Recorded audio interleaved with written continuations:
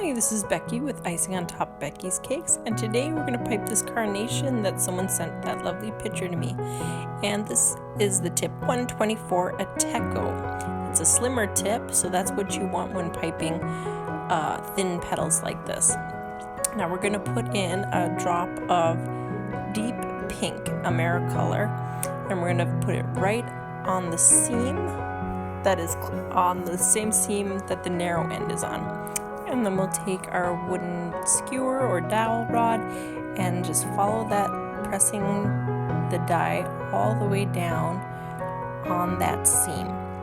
And that'll make one straight line of color on that side. Make sure you rub it in so that it's got one long stripe. So that'll come out clearly once we pipe.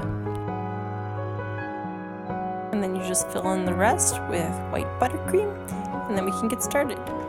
Now in the middle, we're going to pipe an anchor. Now this can be, I'm just using plain white buttercream for this part, and I happen to have a tip on it, but you don't have to. You could just do, it's just a cone of white buttercream.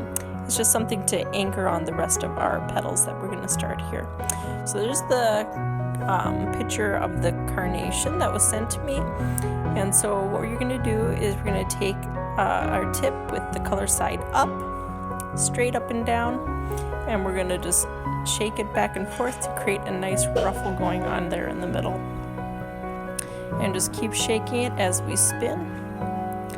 And as you can see, my bowl is upside down on a slip-proof mat, and then I have the wax paper on top of that, which I stuck in place with a little bit of frosting. And that just makes this a lot easier than a flower nail for a bigger flower. So then we're going to continue to make the petals by shaking and doing ruffles. And so you can make some longer ones and some shorter ones as we go around doing that.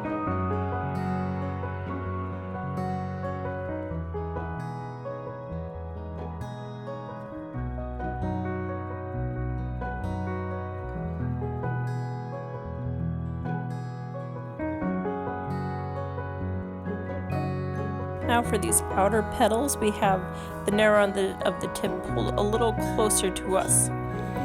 And once we get those outer petals in, we can look around and see if there's any extra spots that we need to add some more fillers. So right in the center, I wanted to add a little more of a frill. And then I wanted to fill in a couple more of these spots because the carnations are always very full. So I wanted to look as much like the picture as possible too. So this carnation is going to get some more.